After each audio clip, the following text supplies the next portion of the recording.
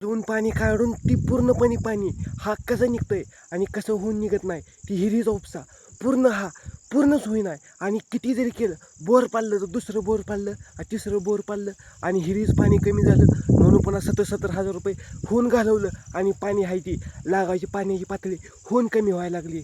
आणि पाऊस हा त्याच्या रस्त्यानं तो त्याचा रस्ता आणि त्याचा वेग हा किती जरी केलं तर ड्रिपला हा पाणी किती पूर्ण हा पाणी पाईपलाईन करून आणि ड्रिपला आणि पूर्ण पाईपलाईन करून उसाला सोडायचा प्रयत्न केला काय आणि धान केला काय आणि पाणी हलवून पूर्ण पुढं जाऊ शकत नाही. आणि पाणी हा पूर्णपणे जमिनीमध्ये मुरून पाणी पुढं कमीच पातळी व्हायला लागली. आणि पावसाचा वेग साधारण पूर्णपणे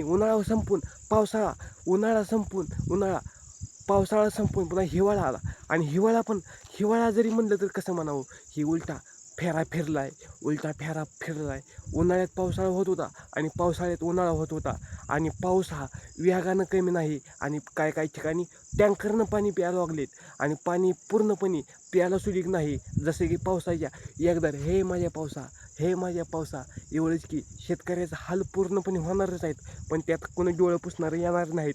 आणि ते हाल झालेलं स्वतःच पाणी आणि डोळ्यातलं धुवून तोंड पुसावं लागणार आहे. आणि तोंड पुसण्यासाठी कोण म्हणणार नाही तू लय सोसलंय तुझ्यासाठी मी तुला आणून देतो चांगलं नारळामधलं प्यायला. नाही हे पावसाळा उन्हाळा संपून हिवाळा संपला असं म्हणून चालत नाही. आणि पाऊस हा वेगानं कमी असला तर चालेल पण मनानं तो मोठा नाही. अक्षरशः पूर्णपणे वातावरण रानातलंही असं फार रान की करून टाकलंय. आणि मी इकडे होऊन चालत आलो होतो आणि पूर्णपणे रान हा फक्त नुसतं खडकून ठेवलंय. आणि पूर्णपणे ही पावसाचा योग दिसूनच होती नाही. ऊसं फिसं करपून धुळा चाललीत ती बघू पण वाटते नाही. एका ठिकाणी आलो त्याकडेला टकोऱ्या एवढा ऊस आलेला पूर्णपणे तोडं घेऊन गेली. का तर पाणीच नाही हो, पाणीच नाही. काहींच्या तुरी फिरी केलेल्या मुगातनं आलेल्या ते करपून धुळा झालेत. पावसाचा वेग होऊन दिसत नाही पण माणूस हा दिसून असं नाही म्हणजे चाललं नाही. आभाळ तर येते आणि वातावरण चेंज होऊन बसतंय पण पावसाचा वेग काही नाही. असं झालं आहे आभाळ आणि पावसाचा योग काही सुद्धा दिसून नाही. पाखरं वाहते वातावरण हा पूर्ण त्याच्या वेगानं वातावरण होतंय पण पावसाचा योग दिसूनही नाही. शेतकऱ्याचं दुःख कुणाला सांगून उपयोग नाही. आणि डोळ्यातलं कोणी पाणी पुसतो म्हणलं तरी स्वतःचं पाणी स्वतःच्या हिमतीने पुसावं लागतंय. आणि पाऊस हा कसाही नाही हीच माझ्या प्रश्न पडलाय. टोकऱ्यात मला पडलंय 4 टिपका येतात आणि 4 टिपका येतात आणि पाक वाळून फिरून चाललंय. ती गावात चाललंय म्हणजे ऊसाला किती वेळ लागणार आहे. किती वेळ लागणार आहे तुम्ही सांगा. रानातलं इथं आलोय संध्याकाळच्या 6-7 वाजले त्या येतोय मावळला दिवस पावसाचं 4 टिपका आलं. आणि पाऊस हा म्हणलं येईल आता येईल म्हणलं आपण पाऊस हा ते येईनाच काय करायचं आहे कोणाला सांगायचं आहे. पाऊस नाही. एखाद्या वेळेस पाण्यातली 10 रुपयाची बाटली आपण पाणी घेऊन पिऊ शकतोय पण ती एक बाटली 1 रुपये सुद्धा आपण 10 रुपयाला विकू शकतोय. पण कंपनी ब्रँड स्वतःच्या बनवत म्हणल्यावरती स्वतःच्या विचारानं बनवते. पण शेतकरी हा स्वतःचा ब्रँड बनवताना म्हणल्यावरती निसर्गाच्या पुढं हारून जातोय पण हारून चालत नाही. दुखलेल्या मानाला लढून चालावं लागतंय आणि थकलेला मानव हा पुन्हा ज्याला उठून पळावं लागतंय. आणि हा पावसाचा योग जरी नसला आला तर चालेल. पाऊस हा येऊ नाही तर नाही येऊ तुम्ही स्वतः शेळी भाकर जरी खायची आली तर खावा. पण पूर्णपणे किती जरी आजार पडला म्हणून तो उजेड उगवणारच आहे. पण ह्या दुनियेमध्ये भगवंतानं घडवलं आहे आपल्याला. पण घडवताना त्यानं घडवलं आहे पण उपाशी मरणार तर नाही ना आपण. पाणी प्यायला तर मिळणार का नाही. पण होऊन आपण विचार करा पाणी मिळणारच आहे. पाणी हा होऊन दिसतंय पण माणसाला होऊन माणुसकी कळेना. पण पाणी हा पूर्णपणे पावसाळा होऊन संपणार पण काही ठिकाणी प्यायची वांदे झालेत म्हणून मला दुःखच बघू वाटत नाही. पण पाऊस का मागच्या साली असा पाऊस आला होता जसं की मला पाण्यातून तर आलं तरी पाणी गुडघ्याला लागत होतं संध्याकाळच्या टायमाला आलं तरी. पण पाऊस आता दिसून सुद्धा दिसत नाही. पावसाचा योग हा त्या रस्त्यानं चालायला लागलाय. असं खाली बघायचं म्हणलं तरी बघू वाटे ना. शेतीतलं मकवान फिकवान झाले, कडबा फिडबा, काय कायांचं करपून धुराळा झालं. आमची पण मका लावली अर्धा एकर, त्याला पाणी नाही. 1200 रुपयाची पिशवी नाही, तब्बल 2400 रुपयेची पिशवी माझ्या बापानं आणली आणि रानात अर्ध्या एकरात केली आणि ती पिशवी केली. इथे मका आली आणि ती मकाचं कोंबारा जळून गेलं. का तर पाणी विहिरीच्या भरोश्यावर राहिलो आणि बोरच्या भरोश्यावर राहिलो आणि टँकरमधनं पाणी एवढं गुळणे हाणायला लागलं ना. आता पाणी गुळणे हाणून सुद्धा दिसेना, पाणी कुठे जिरून गेलंय ते कळेना.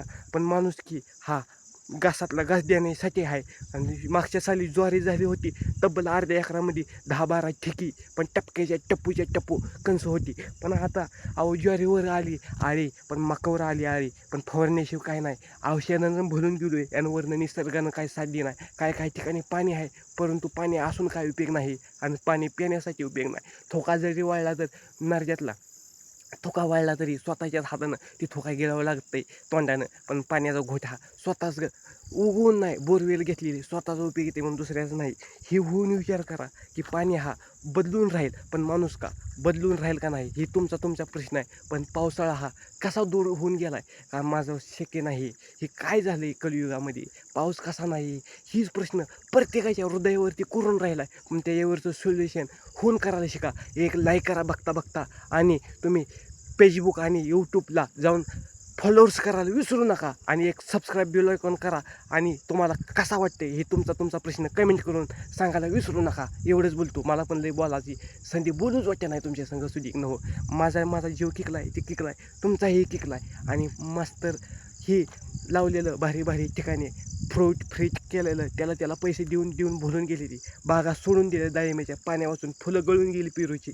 संत्रा ही काय लावलेल्या खर्च केला पेरूला, लाख 2 लाख हातात पट्टी आली 40 आणि 45 हजार रुपये.